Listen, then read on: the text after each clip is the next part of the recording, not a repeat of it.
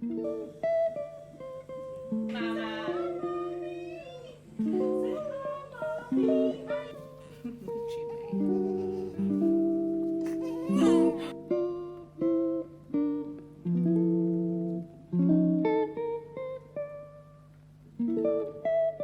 up, guys? Welcome back. So today I'll be talking to you guys about my labor and delivery experience.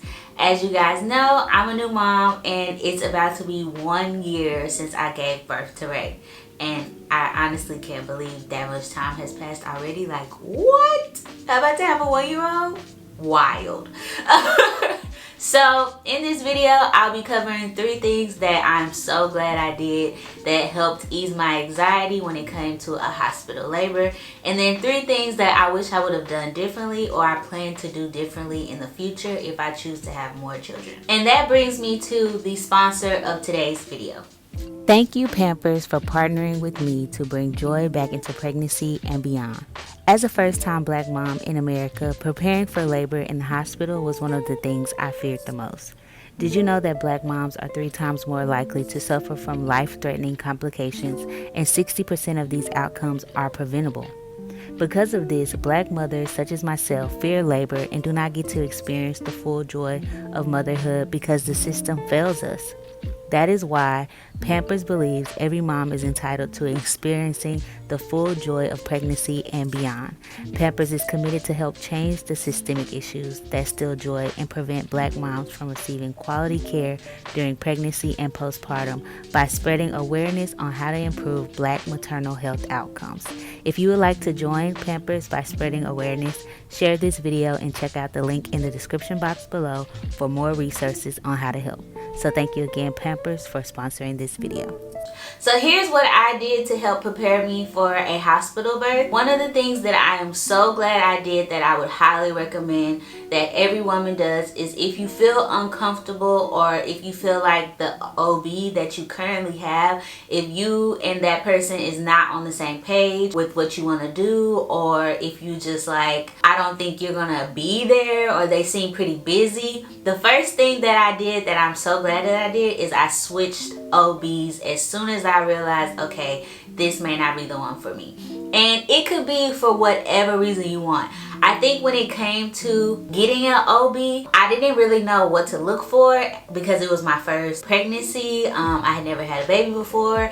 Didn't even plan to be pregnant at the time that I was pregnant. So I had no like OB that I normally or regularly went to at the time. And so I was searching for an OB, and the first OB that I had, he was nice, but I felt like during my visit it was kind of just like checking off a list. And then the first time I visited him, he was there, and then I went to the same doctor like 3 different times during my pregnancy, and the other 2 times he was not there. And so I was thinking like, if you're not really here during my visits, you're most likely not gonna be there for my birth. And so with that in mind, I ended up switching my OB to a OB where my aunt was a nurse. So my aunt is a registered nurse, and she was also my labor and delivery nurse. And so I know that that is not an experience everyone will be able to have like me, but I knew that it was important for me to have help in the labor and delivery room. And so I switched to a doctor where I knew that if the doctor's not going to show up, at least my aunt will be in the room with me as my nurse. And so that made me very, very comfortable preparing for labor at a hospital, because I knew that the people in the room were definitely people that I trusted, loved, and would be very helpful during my labor experience. And to piggyback on that, the next thing that I did was to build a solid birth team. So at the time of giving birth, you couldn't really have a lot of people in your hospital room because the regulations had changed in 2021. And so the only people I could have in my room were my husband and my aunt, the nurse. And so my aunt played the role of like being like, not my doula because she was my nurse, but because she was a family member and my nurse all in one person. I felt like I had a solid birth team.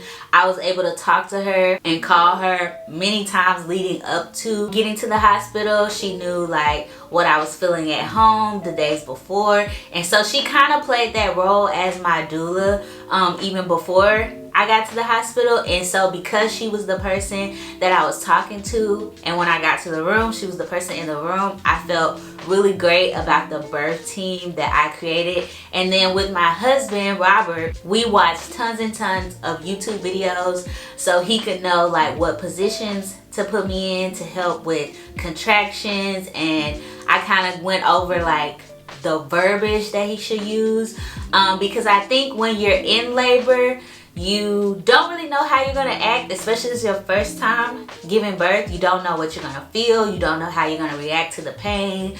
You just don't know. And so they help you with your breaths, and they don't really try to like motivate you. They're kind of just there you know, keeping your breathing at a certain pace, helping you through the contractions. Like, it's not a race, and I feel like some people treat labor as if it is a race. So having a solid birth team and talking to them about what you want to hear, like your music, if you want to play music. Robert played music when I was pushing out Ray, and it was super helpful. It's just going over with your birth team what you want when you're in that room is super important, and making sure that you have people in the room who know they are there to help you with labor. Make sure your spouse knows, like, hey, if you're in this room, which they should be, but while you're in this room, I need you to be an assistant or be assisting me with getting this baby out safely and helping me through any contractions and anything like that.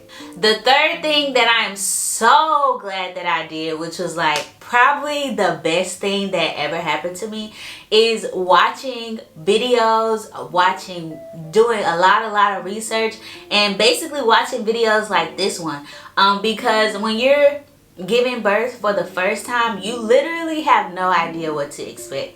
As a photographer, I had experience being in the labor and delivery room because I have photographed many births. So I've been in the room. I knew that the doctor comes in at the last minute. I knew that it could take hours. I just had a little bit more experience being in the room. But most first time moms, when you're in the labor and delivery room for the very first time, you're the one giving birth. So most women don't get to experience labor and delivery before their own labor and delivery. And so doing a lot of research, watching YouTube videos really helped me prepare for the things that I didn't already know, like what to put in my hospital bag, what not to bring in my hospital bag because they already give it to you at the hospital, how to like breathing techniques, what it feels like to kind of be, because I think the number one question people ask is like, what do contractions feel like? What do contractions feel like? And you don't really know until it happens to you. So to watch other people's birth experience, like there's a bunch of labor and delivery vlogs out on YouTube that were super helpful to me, because when you watch somebody else's labor, it helps you prepare for your own. So doing tons and tons of research really helped ease my anxiety of going to the hospital and helped me prepare and feel really secure and confident that my labor would go as smooth as it did. So make sure you're doing a ton of research as a first time mom. And my advice is to also watch videos on TikTok. And I know like people are like, but TikTok what? Okay. But TikTok teaches a lot of stuff, and a lot of people ask me like, who did you watch on TikTok? The thing about TikTok is the more you watch a specific subject, the more videos it'll give you on that subject. And so I kind of just searched videos on TikTok search engine like labor and delivery, or like how to prep for labor, or hospital bag. And so the more you watch those videos, the more your algorithm will change and show you more of those videos. And so that's how I was able to learn so much on TikTok, because I just kept watching and looking for the same information, and then eventually it just started filling up my For You page with just like pregnancy, baby prep information, and so I was just a sponge, like taking it all in. So do tons and tons of research. So watching YouTube videos and TikTok videos might be the best way for you to learn. That's what helped me. You could also check out a lot of books that help prepare for labor and delivery. I did buy some books in the beginning because, you know, when you're a first time mom, you buy all the books, you want to learn all the stuff.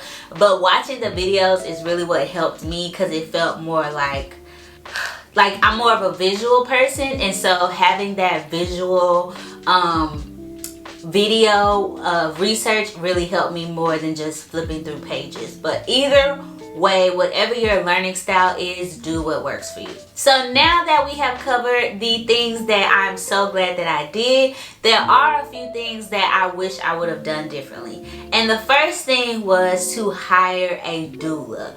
And the reason why, I know you're probably thinking, but why do you think you need a doula if you had your aunt there? Well, there was a moment in my birth experience where my husband and my aunt had to step out, where I told them, I was like, y'all been in here with me for hours, go get you some food and come back. And that small window of time, they were literally gone for like maybe, I don't even know if it was 10 minutes. I think it was like 7 minutes. But they went downstairs to get food, and so that was the only time during my entire birth experience that I was left by myself. And the doctor came in, and the doctor that helped me give birth was not my original OB. My original OB was not on call that day, or she wasn't scheduled to come in to a certain time. And so that's one thing about giving birth at the hospital, you might not always get your doctor. So I got the on-call doctor. At this specific point, she came in and wanted to break my water. I felt like I couldn't communicate that I didn't want my water broken.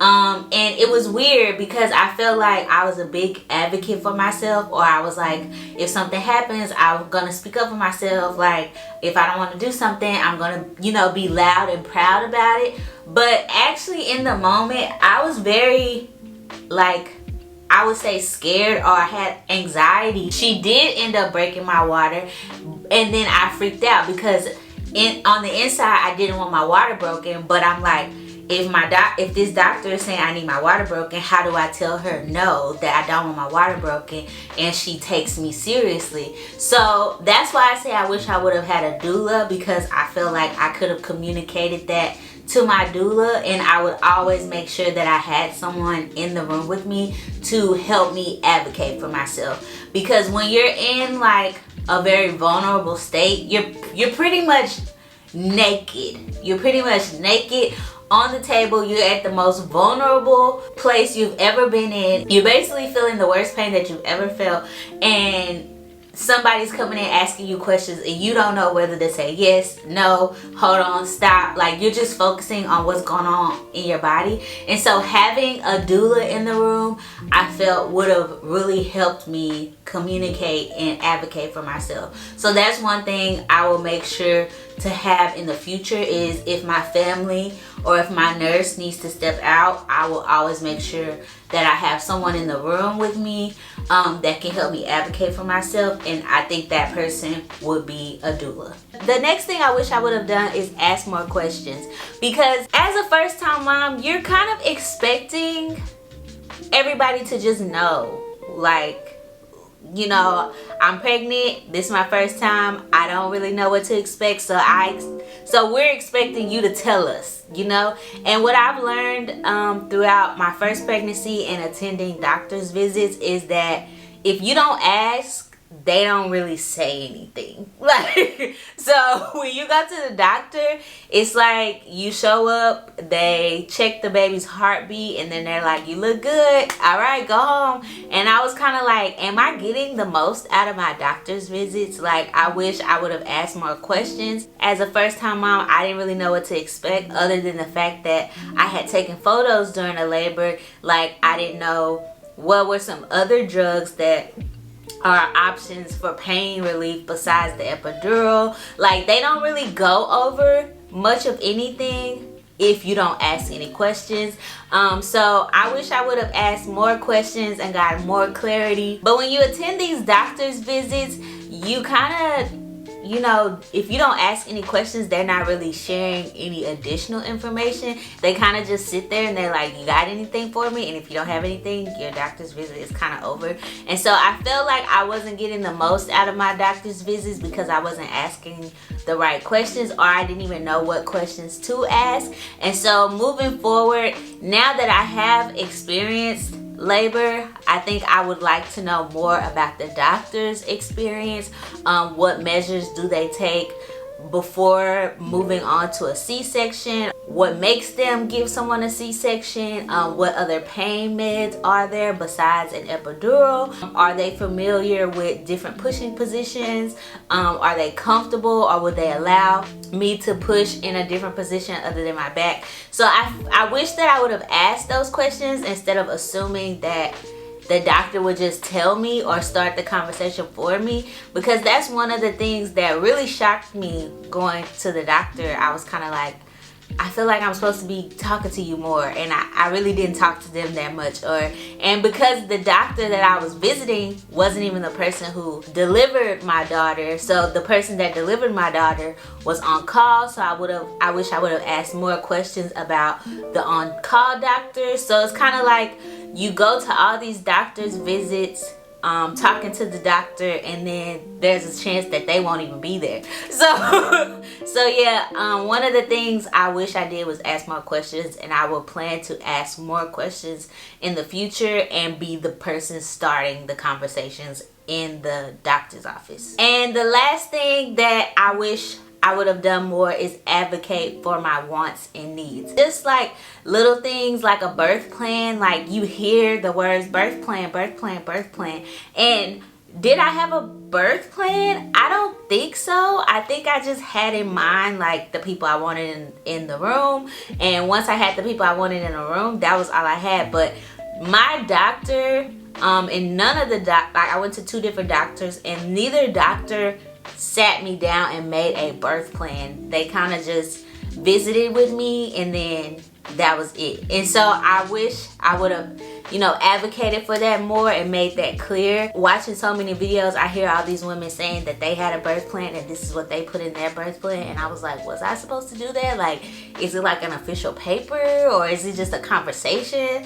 And so I wasn't really clear on that as a first-time mom. And so moving forward, I want to make sure that's clear and that I am verbalizing all the things that I want during my labor and delivery process, or during my time, and make sure that it's clear to not only the doctor but also to the nurses in the room, because who knows in the future if my aunt will be my nurse again. Even if she isn't my nurse, I want to make sure that that is verbalized and clear for all of the medical professionals that are there during my labor at the hospital. So that's pretty much it for this video.